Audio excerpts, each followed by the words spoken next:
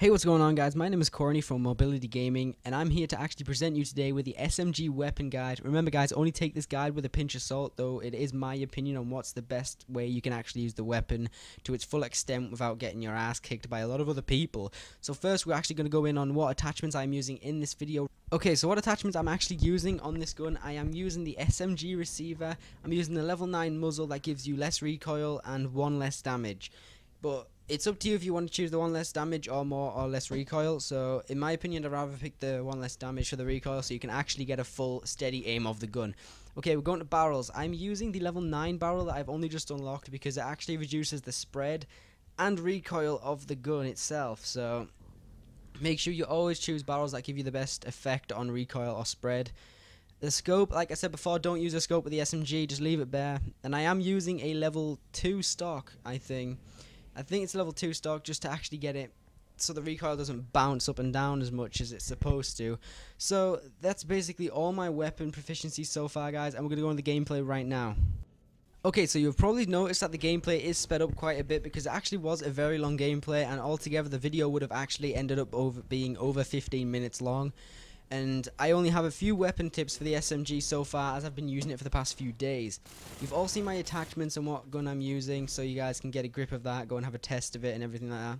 The SMG is a basic close quarters mid-range gun. Do not use it for long range or you'll barely kill anybody. I'm going to give you guys some little tips on the SMG itself on how to use it efficiently so you can actually get some kills. Maybe come first on team deathmatch or deathmatch. I personally prefer deathmatch when playing Blacklight Retribution, especially when trying to get certain weapon guide tips and tricks for you guys. I will be talking about some other things during this, but first let's get straight into it. As you guys can see, or have seen, the moment I actually start shooting people, I do crouch and aim down sight, because if you aim down sight, yeah, it's fine. Your first 5 shots will hit them if you're aiming at them perfectly. But if you crouch, your first 11 shots will hit. It'll spray, but your first 11 shots will stay in the vicinity of the circle on the middle of your screen. And you guys are probably thinking, why do I have that many ticks on my screen? It's so I can see it clearly when my crosshair actually goes red, so I know I'm going to kill them. So as you see here, I do crouch to kill that guy, and that guy's just playing around. So like I said, guys, remember, always crouch if you want to hit somebody from a mid distance. Close range, you don't need to crouch, you just need to aim down your sight and shoot, because if you crouch around close range and shoot a guy, he has basically the upper hand. If he has an assault rifle, he can just pop 2 bullets in your head and you'll be dead because you're a standing still target. And you don't really want that to happen, knowing that you're basically doing well. And when I did right there, I went straight in for that guy. That was a bad idea, because if he wasn't a bad player, I would have actually died very quickly. And that time there, you see me shooting him, but he was doing my tactic on using a combat rifle. I think he was using a combat rifle. He was jumping around, because if you jump in this game, seeing that the aim system is like smoother than most games, it is very hard to hit somebody once they start moving, as in jumping wise. So what I tend to do is, if I start spraying them, I do switch to my secondary to actually get them going. But again, guys, remember, if you're going to shoot them at mid-long range, if you have to shoot them at long range, just crouch, aim down sight and shoot.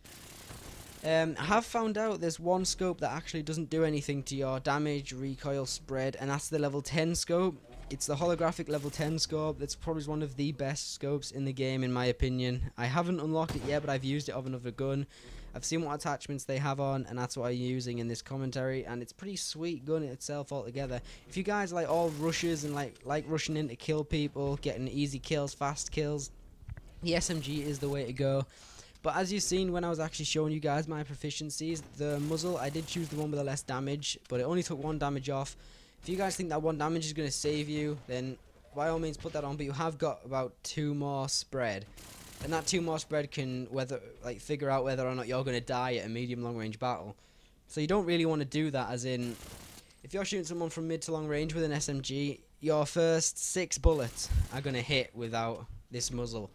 With this muzzle, it actually boosts it, so the next 9 to 11 shots will hit if you have a good aim. So I don't think I actually explained in this video, but I don't know what kind of weapon my stats will get after this, since I am only currently level 9.